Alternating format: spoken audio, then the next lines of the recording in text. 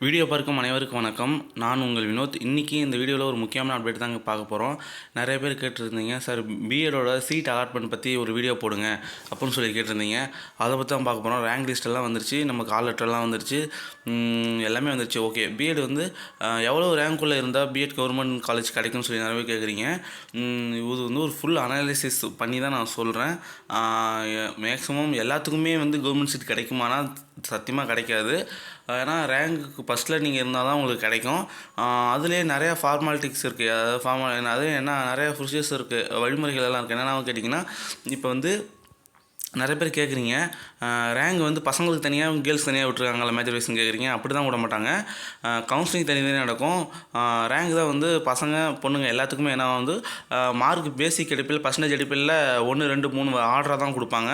உங்களுக்கு 1 2 கேர்ள்ஸுக்கு ஒரு ஆர்டரு, பாய்ஸுக்கு ஒரு ஆர்டர் இல்லை, 2 பேர்த்துக்குமே வந்து ரேங்க் லிஸ்ட்டு ஒன்றா தான் மெர்ஜ் பண்ணி தான் விட்ருப்பாங்க உங்கள் பர்சன்டேஜ் அடிப்படையில். ஓகே, அது டவுட் கிளியர் பண்ணிட்டேன். அதுக்கப்புறமேலுக்கு என்ன கேட்குறீங்கன்னா, எவ்வளோ சார் பர்சன்டேஜ், எவ்வளோ சீட்டுக்குள்ளே இருந்தால் எத்தனாவது ரேங்கு எனக்கு கிடைக்குமா சொல்லி கேட்குறீங்க. இந்த வீடியோ நீங்கள் வந்து அடிச்சு விடாமல், அதை ஸ்கிப் பண்ணாமல் வந்து முழுதும் பாருங்கள். எவ்வளோ நேரம் வேஸ்ட் பண்ணுறோம்.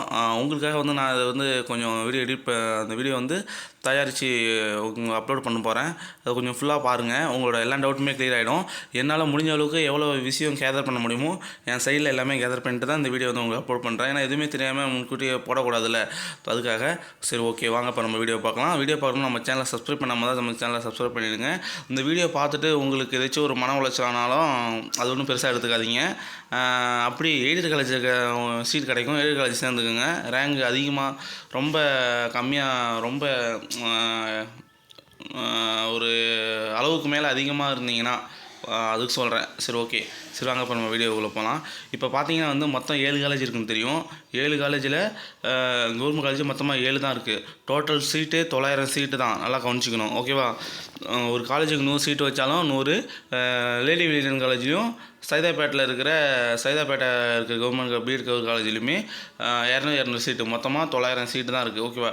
இந்த 900 சீட்டு பார்த்தீங்கன்னா நம்ம அப்ளை பண்ணது எவ்வளோ பேர், 2187 பேர். ஆமாம், அப்படி தான் ஒரு இதில் நியூஸில் வந்திருந்தது அப்டேட்டு. அவ்வளோ பேர் 2187 பேர் விண்ணப்பிச்சிருக்கீங்க. ஓகேவா? நல்லா புரிஞ்சுக்கணும். இந்த 2187 பேர் எல்லாமே கவர்மெண்ட் சீட் கிடைக்குமானா தயவுசெய்து கிடைக்காது. இப்போ வந்து அதே ஆனால் சார் இப்போ வந்து மொத்தம் 21 காலேஜ் இருக்குது சார், அப்போ வந்து டோட்டல் சீட்டு வந்து 2140 சொன்னீங்களே, நாங்கள் விண்ணப்பிச்சதே மொத்த எண்ணிக்கை 2187 தானே, அப்போ ஒரு சில பேர்த்துக்கு தானே கிடைக்காது, அப்போ மிச்சம் எல்லாத்துக்குமே சீட்டு கிடைக்குமா சொல்லி கேட்டிங்கனாலுமே அதுக்கு ஒன்று என்ன சொல்கிறேன்னா, இப்போ வந்து அப்படியும் நீங்கள் யோசிச்சு அது தவறான விஷயம் தான். ஏன்னு சொல்லி கேட்டிங்கன்னா வச்சுக்கேன், ஒன்று க்ளியர் பண்ணிடுறேன். இப்போ ஒரே மேஜர்காரங்களே இப்போ அதிக பேர் அப்ளை பண்ணுறீங்கன்னு வச்சுங்க. இப்போ தமிழ் மேஜர்காரங்களே ஒரு 300 பேர் அப்ளை பண்ணுறீங்க, என்ன பண்ணுறது சொல்லு? அப்போ 300 சீட்டு தமிழ் மேஜருக்கே கொடுத்துடலாமா? டோட்டலாக இருக்கிற கவர்மெண்ட் காலேஜ் அந்த எய்டட் காலேஜ் எல்லாமே சேர்த்து. அதேமாரி எல்லாமே கலந்து அப்ளை பண்ணிருக்க மாட்டாங்க ஒரு லெவலுக்கு. ஏன்னா ஏதாச்சும் ஒரு சில மேஜர் பார்த்திங்கன்னா அதிகமாக அப்ளை பண்ணிருப்பாங்க. இப்போ என்ன தமிழ் இருக்கலாம், இங்கிலீஷ் தான் இருக்கலாம், அல்லது சயின்ஸ் மேஜர் தான் என்ன பண்ணாங்கன்னா அதிக பேர் அப்ளை பண்ணிருப்பாங்க. ஓகேவா? ஒரே மேஜர்காரங்க. அப்போ அந்த ஒரே மேஜருக்கே ஃபுல் சீட்டும் கொடுக்க முடியாது. அவங்களுக்குன்னு ஒரு வழிமுறை பின்பற்றுவாங்க. அவங்களுக்குன்னு ஒரு என்ன சொல்கிறது, இதான் மெத்தட் அப்படின்னு பின்பற்றுவாங்க. யாருன்னா அங்கே நம்ம கவுன்சிலிங் நடந்தது லேடி வில்லியன் காலேஜில் அவங்களுக்குன்னு ஒரு முறை இருக்கும். நீங்கள் இந்த மாதிரி தான் வந்து நீங்கள் சீட் அலாட்மெண்ட் பண்ணணும் அப்படின்னு சொல்லிட்டு. இந்த காலேஜாக கவர்மெண்ட் சீட்டா, இந்த கவர்மெண்ட் காலேஜா, மொத்தமாக இத்தனை டிபார்ட்மெண்ட் இருக்கா, ஒரு டிபார்ட்மெண்ட்டுக்கு இவ்வளோ தான் சீட்டு, அதுக்கு கேர்ள்ஸுக்கு இவ்வளோ, அதேமாரி பாய்ஸ்க்கு இவ்வளோ, அதுவும் சொல்லிடுறேன். இப்போ வந்து பார்த்தீங்கன்னா டோட்டலாகவே பார்த்தீங்கன்னா 7 காலேஜ் இருக்குது, அது ஓகே சொல்லியாச்சு. உமன்ஸ் காலேஜ் 2 அதுவும் சொல்லியாச்சு. இன்னொரு காலேஜ் என்னென்னா கோயம்புத்தூரில் இருக்கிற காலேஜ் உமன்ஸ் காலேஜ். ஓகேவா? அது ஆனால் 100 சீட்டு தான். ஓகே, சைதாப்பேட்டை காலேஜ் அது 200 சீட்டு, லேடி வில்லியன் காலேஜ் 200 சீட்டு, அது வந்து உமன்ஸ் காலேஜ். ஓகே, ஒன்றும் பிரச்சனை இல்லை. இப்போ ஒவ்வொரு காலேஜும் மொத்தம் எத்தனை டிபார்ட்மெண்ட் இருக்குன்னு நான் சொல்லிடுறேன். இப்போ வந்து பார்த்தீங்கன்னா சைதாப்பேட்டை காலேஜில் பார்த்தீங்கன்னா வந்து 10 டிபார்ட்மெண்ட் இருக்குது. ஓகேவா? அதே லேடி வில்லியன் காலேஜில் 11 டிபார்ட்மெண்ட் இருக்குது. குமாரபாளையத்தில் இருக்கிற காலேஜில் வந்து பார்த்திங்கன்னா 8 டிபார்ட்மெண்ட் தான் இருக்குது. ஒரத்தநாட்டில் பார்த்திங்கன்னா 10 டிபார்ட்மெண்ட் இருக்குது. புதுக்கோட்டையில் பார்த்திங்கன்னா 8 டிபார்ட்மெண்ட் இருக்குது. கோவையில் பார்த்திங்கன்னா கோயம்புத்தூரில் பார்த்திங்கன்னா 9 டிபார்ட்மெண்ட் இருக்குது. வேலூரில் பார்த்திங்கன்னா 8 டிபார்ட்மெண்ட் இருக்குது. அப்போ 8 டிபார்ட்மெண்ட் இருக்கிற காலேஜ் என்னென்னு பார்த்திங்கன்னா குமாரபாளையம், புதுக்கோட்டை, வேலூர். ஓகேவா? இப்போ நான் உங்களுக்கு ஒரு எக்ஸாம்பிள் சொல்கிறேன். என்னென்னு பார்த்தீங்கன்னா, நான் படித்த காலேஜில் எங்களுக்கு தமிழுக்கு பார்த்தீங்கன்னா 7 பேர் தான் இருந்தாங்க. ஓகேவா. தமிழ் டிபார்ட்மெண்ட்டில் மொத்தமாகவே என் காலேஜில் பார்த்தீங்கன்னா 7 சீட்டு தான் ஒதுக்கியிருந்தாங்க. இங்கிலீஷில் பார்த்தீங்கன்னா ஒரு 12 13 பேர் இருந்தாங்க. மேக்ஸில் 20 இருந்தாங்க. ஃபிசிக்கல் சயின்ஸில் 20 இருந்தாங்க. ஃபிசிக்கல் சயின்ஸ்னாவே ஃபிசிக்ஸ் அண்ட் கெமிஸ்ட்ரி ரெண்டும் வந்துடும். அடுத்தது வந்து எனது பயாலஜிக்கல் சயின்ஸ்னால் பாட்னி சுவாலஜி இது ரெண்டுமே வந்துடும். இதுலேயுமே பார்த்தீங்கன்னா ஒரு 20-22 பேர் இருந்தாங்க. அப்புறமேலுக்கு பார்த்தீங்கன்னா ஹிஸ்ட்ரியில் 7 பேர் சொல்லிட்டேன். காமர்ஸு டோட்டலாகவே தமிழ்நாட்டில் இருக்கிற ஒரே காலேஜ் பார்த்தீங்கன்னா ஒரத்தநாடு காலேஜ் தான் காமர்ஸ் டிபார்ட்மெண்ட்டு. அந்த காமர்ஸு எக்கனாமிக்ஸு கவர்மெண்ட் காலேஜில் அதுக்கு பார்த்தீங்கன்னா எவ்வளோ பேர் இருந்தாங்கன்னா காமர்ஸில் வந்து 5 பேர் தான் இருந்தாங்க. எக்கனாமிக்ஸில் பார்த்தீங்கன்னா 4 பேர் தான் இருந்தாங்க. இந்த 4 பேர்த்தில் பார்த்தீங்கன்னா எக்கனாமிக்ஸில் பார்த்தீங்கன்னா ஒரே ஒரு பையன் தான். மிச்சம் இந்த 3 பேருமே என்னன்னா பொண்ணுங்க தான். அதேமாரி காமர்ஸ் டிபார்ட்மெண்ட்டில் பார்த்தீங்கன்னா 5 பேர்த்தில் 3 பேருங்க பொண்ணுங்க, 2 பேர் தான் பசங்க. இப்போ எங்கள் டிபார்ட்மெண்ட் பார்த்தீங்கன்னா ஹிஸ்ட்ரி டிபார்ட்மெண்ட்டில் பார்த்தீங்கன்னா நாங்கள் 7 பேர் இருந்தோம். 7 பேர்த்தில் வந்து 5 பேர் பொண்ணுங்க தான், 2 பேர் தான் பசங்க. ஓகேவா. அதேமாரி பார்த்தீங்கன்னா தமிழ் டிபார்ட்மெண்ட் சொன்னேன்னா தமிழ் டிபார்ட்மெண்ட்டில் 7 சீட் சொன்னேன்னா அதில் 2 தான் பசங்க, மிச்சம் 5 பேர் பொண்ணுங்க. ஓகேவா. இதேமாரி வந்து ஒவ்வொரு டிபார்ட்மெண்ட் பார்த்தீங்கன்னா பசங்களுக்கு இவ்வளோ சீட்டு, பொண்ணுங்களுக்கு இவ்வளோ சீட்டு, அதிலே கோட்டா அடிப்படையில் கூட ஒதுக்குவாங்க. ஓகேவா. ஏன்னா அனைத்து பிரிவு மாணவர்களுமே படிக்கிற மாரி ஒதுக்குவாங்க. அவங்களுக்குன்னு ஒரு கோட்டா இருக்கும். இத்தனை இந்தந்த கம்யூனிட்டிக்கு இவ்வளோ பர்சன்டேஜ் அப்புடின்னு சொல்லி, பர்சன்டேஜ்னால் இத்தனை பர்சன்டேஜ் மொத்த சீட்டில் இத்தனை பர்சன்டேஜ் சீட்டு இவங்களுக்கு ஒதுக்கணும் அப்புடின்னு வச்சுருப்பாங்க. ஓகேவா. அதெல்லாம் அவங்க பின்பற்றுவாங்க. ஒரு சில டைம் மாறும். இல்லாத பட்சத்தில் வேறு கம்யூனிட்டியை சேர்ந்தவங்களுக்கும் கொடுக்க வாய்ப்பு இருக்குது. அதெல்லாம் நம்மளால் சொல்ல முடியாது. ஏன்னா அங்கே வந்து அவங்க எந்த மெத்தடை ஃபாலோ பண்ணுவாங்கன்னு நமக்கு எதுவுமே தெரியாது. ஓகேவா. அதனால சொல்கிறேன். இப்போ இதை நீங்கள் பாருங்கள். இப்போ எங்கள் காலேஜ் மொத்தம் எத்தனை 10 டிபார்ட்மெண்ட் இருக்குதுன்னு சொன்னேன். ஓகேவா. நல்லா புரிஞ்சுக்கணும். என்ன சார் நாங்கள் ரேங்கை பற்றி இந்த ரேங்க்குள்ளே இருந்தால் கிடைக்குமான்னு சொல்லி கேட்டிருந்தோம். ஆனால் நீங்கள் அது சொல்லாமல் இப்படி சொல்லிட்டு இருக்கீங்களே, இதை நீங்கள் கேட்டாவே உங்களுக்கே புரிஞ்சிடும் நமக்கு கிடைக்குமா கிடைக்காதான்னு சொல்லிட்டு. இப்போ எங்கள் காலேஜ் மொத்தமாக 10 டிபார்ட்மெண்ட் இருந்தது. 10 டிபார்ட்மெண்ட்டுக்கு ஒதுக்கவே இப்படி போயிடுச்சு. அதேமாரி எல்லா காலேஜிலுமே maths, physical science and biological science இது எல்லாத்துக்கும் 20 சீட்டு ஒதுக்குவாங்க. ஆனால் 20 சீட்டு ஒதுக்காங்கன்னு நீங்கள் பார்க்கக்கூடாது. ஏன்னா பயாலஜிக்கல் சயின்ஸுங்கிறது பாட்னி 10 பேர், சுவாலஜி 10 பேர். அதில் பசங்களுக்கு இத்தனை சீட்டு, பொண்ணுங்களுக்கு இத்தனை சீட்டு. இதேமாரி தான் ஒதுக்குவாங்க. அதேமாரி ஃபிசிக்கல் சயின்ஸ்லையும் ஃபிசிக்ஸ் டிபார்ட்மெண்ட்டுக்கு 10 சீட்டு, கெமிஸ்ட்ரி டிபார்ட்மெண்ட்டுக்கு 10 சீட்டு. அதில் பசங்களுக்கு இத்தனை சீட்டு, பொண்ணுங்களுக்கு இத்தனை சீட்டுன்னு ஒதுக்கும்போது எல்லாத்துக்குமே கம்மியாயிடும். அப்போ நீங்கள் ரேங்க் இப்போ ஃபஸ்ட்டாக வந்துருந்தீங்க மட்டும்தான் உங்களுக்கு கிடைக்கும். ஓகேவா. இதை தான் நான் சொல்லணும்னு நினச்சேன். தெளிவாக சொல்லிட்டேன். அதனால் யாரும் வந்து எனக்கு சீட்டு கிடைக்குமான்னு சொல்லி இதுங்காதீங்க. போங்க, உங்களுக்கு கிடைச்சா எடுங்க. மேக்ஸிமம் நிறைய எல்லாம் அப்படி கவர்மெண்ட் சீட் கிடைக்காதவங்களுக்கு எய்டட் காலேஜ் கிடைக்கும். எய்டட் காலேஜ் கிடைச்சாலும் படிங்க. ஏன்னா ப்ரைவேட் காலேஜில் படித்தா எய்டட் காலேஜோட ஃபீஸ் அதிகமாக தான் இருக்கும். எய்டட் காலேஜ் உங்களுக்கு பக்கமாக இருக்கிற காலேஜை நீங்கள் சூஸ் பண்ணிக்கோங்க. ஓகேவா. எய்டட் காலேஜ் வந்து நீங்கள் இருக்கிற பக்கத்தில் உங்கள் நீங்கள் சிட்டியில் இருந்தீங்கன்னா உங்களுக்கு போயிட்டு வர தூரத்தில் இருக்கிற மாரி ஒரு மணி நேரம் 1.5 மணி நேரம் ட்ராவலாக இருந்தாலும் அதுக்கு ஏற்ற மாரி பார்த்துங்க. உங்களால் போயிட்டு வர தூரத்தில் எடுத்துங்க. ஏன்னா எல்லாத்துக்குமே அப்ளை பண்ண எல்லாத்துக்குமே கவர்மெண்ட் சீட் கிடைக்காது. இப்போ ஒரு எக்ஸாம்பிள் நீங்கள் சொல்லணுன்னா, இப்போ நீங்கள் தமிழ் டிபார்ட்மெண்ட் எடுத்துங்க. தமிழ் டிபார்ட்மெண்ட் வந்து 7 சீட்டு ஒதுக்குறாங்க. எங்கள் காலேஜில் வந்து 7 சீட்டு ஒதுக்கியிருந்தாங்க. அப்போ வந்து ஒரு குத்து மதிப்பாக தோராயமாக வச்சுப்போமே. அப்போ மொத்தமாக வந்து 7 காலேஜ் இருக்குது. ஓகேவா. 7 49. ஓகேவா. எத்தனை 49. அதே ஆனால் சைதாப்பேட்டை காலேஜ்லேயும் லேடி வில்லியன் காலேஜிலும் 200 சீட்டு. அப்போ மேலே ஒரு 7 சீட்டு சேர்த்துக்குங்க. 7 14. ஓகேவா. ஒரு 60 சீட்னு வச்சுக்கோங்களேன். ஓகே. அப்போ தமிழுக்கு மொத்தமாக எவ்வளோது கவர்மெண்ட்டில் 60 சீட்டு தான் வருது. அதேமாரி இப்போ இங்கிலீஷ் வந்து எங்கள் காலேஜில் வந்து ஒரு 12 சீட் ஒதுக்கியிருந்தாங்க. மேக்ஸிமம் எல்லா காலேஜ்லையுமே அதேமாரி தான் ஒதுக்குவாங்க.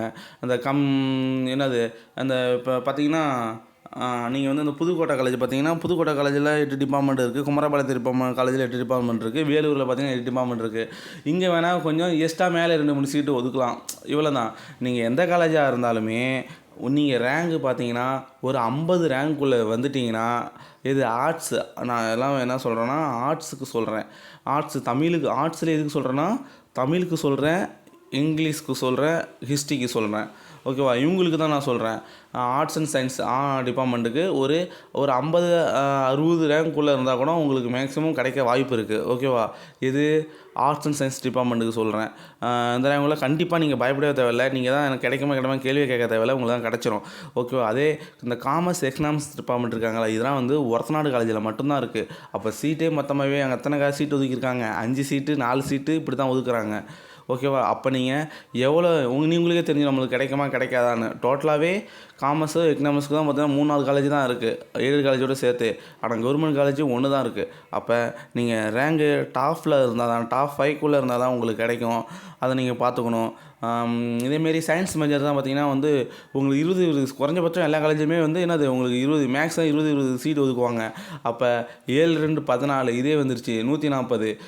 நம்ம லேடி மெடிக்கல் காலேஜிலும் சைதாப்பேட்டை காலேஜிலும் மேலே ஒரு 100 சீட்டு எக்ஸ்ட்ரா ஒதுக்குறாங்க. அது ஒரு 20 வச்சுனாமே 7 14 140.